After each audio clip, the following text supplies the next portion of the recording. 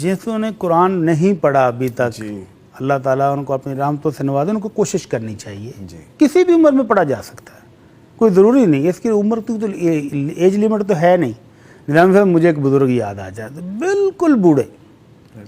تو ہمارے مدرسے میں میرا ایک اسٹوڈنٹ استاد بھی تھا، وہ پڑھاتا تھا. تو ان کی کلاس میں نے دیکھا کہ سفید داڑھی، سر کے بال سفید، ایک بوڑھے بزرگ کھڑے ہو کے ایسے کر کے ان سے نا وہ چھٹی لے رہے ہیں.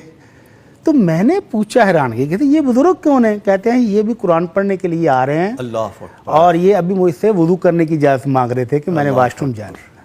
میں نے کہا کتنا پڑھا ہے؟ تو ہنس کے کہتے ہیں جی 1 سال ہو چلا ہے ان کو، لیکن ابھی تک یہ نورانی کہہ دے کہ پہلے صفحے پر الف با تا سا پر ہے، اس سے آگے نہیں جاتے.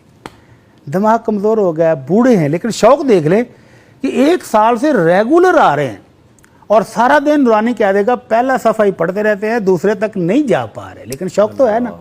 تو اللہ تعالیٰ اس کو اجر دے گا، ڈھیروں اجر دے گا. تو جو قرآن نہیں پڑھ سکے ان کو پڑھنے کی کوشش کسی بھی عمر میں کرنی چاہیے. پہلی بات تو یہ. دوسری کہ اگر نہیں پڑھ سکے تو ہمارے ہاں ایک جو رواج ہے وہ قطعاً درست نہیں ہے. وہ کیا ہے؟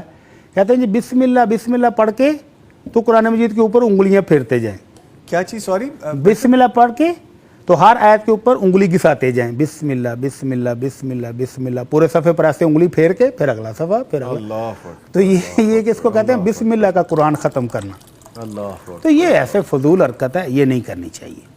اس کی بجائے سبحان اللہ، الحمدللہ، اللہ اکبر، لا الہ الا اللہ، لا حول ولا قوت الا باللہ، ان کلمات کو وہ زبانی پڑھتی رہیں، انگلیوں کے اوپر پڑھ لیں.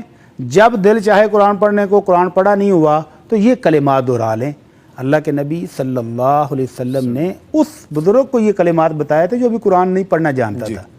تو فرمایا جب تک قرآن یاد نہیں ہوتا، جب تک سیکھتے نہیں ہو، تو اپنی نماز کے اندر بھی یہی کلمات پڑھ لیا کرو، سبحان اللہ، الحمدللہ، اللہ اکبر.